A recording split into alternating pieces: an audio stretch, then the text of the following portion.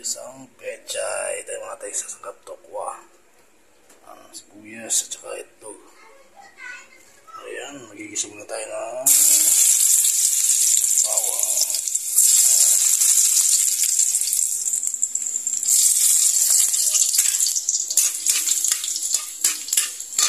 Sabi natin ang sibuyas.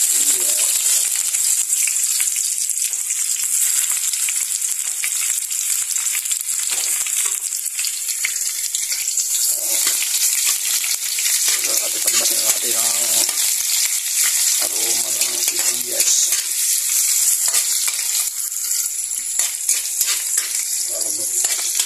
Ito mga idol. Ayan, golden brown na yung ating bawang. Sibuyas, sunod na natin itong isasangkap natin ng fried tubo. Dami mga idol. Ayan, isa natin ito.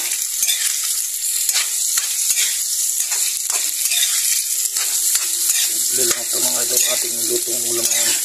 Itong ulam natin ngayong hapunan ang pechay. Ayan ito mga idol, nalagyan na natin ng pechay. Dami. Ayan, hugasan ko mga idol dahil importante hugasan ng ating gulay dahil dyan mas tangad sa masyadong marumi. Ayan, natin ito. Loloy na natin bagya.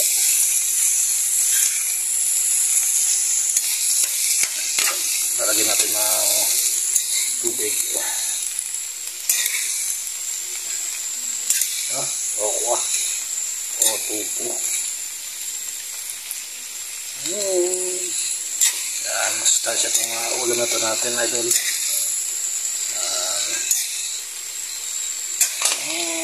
Lagyan natin ng tubig.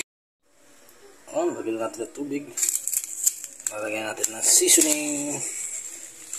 Lasa. Magic. Baka naman. Gustong mga pamintang pino mga idol.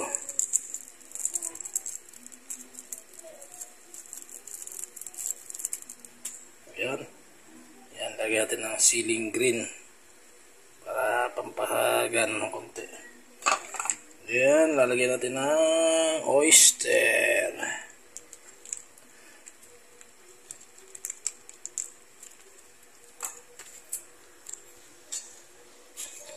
Maluloy lang natin yung bagya para ano yung mga pampalasa.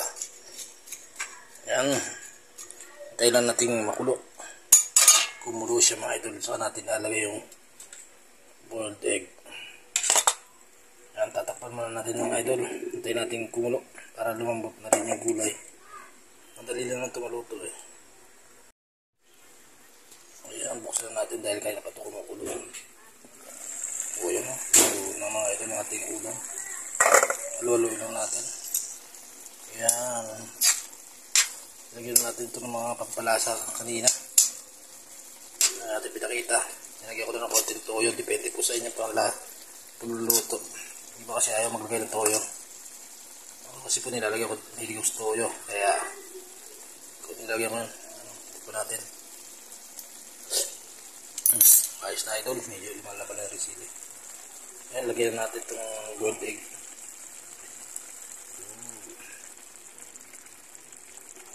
Ito yung luto na. Ayun o.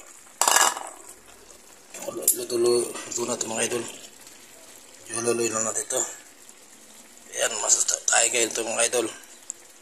Masarap, masustansya ang gulay kaya maraming benefits tayo makukuha. Ayan o. Kumapit na yung itlog mga idol. Ayan, maraming benefits tayo makukuha dito sa gulay kaya kahit araw-araw ay tayo kumain ng gulay eh walang problema dahil masustansya ang gulay. Ayan o mga idol, luto na. Nilagyan na natin ng boiled egg. Ayan, sana nagustuhan nyo itong aking video mga idol. Ginisang pechay na may tupo o tokwa. Hanggang dito na mga idol. Kung nagustuhan nyo yung video, paki-comment na lang po at paki-share na lang para maabot natin sa mga malayo. Yan. Hanggang dito na mga idol. Thanks for watching.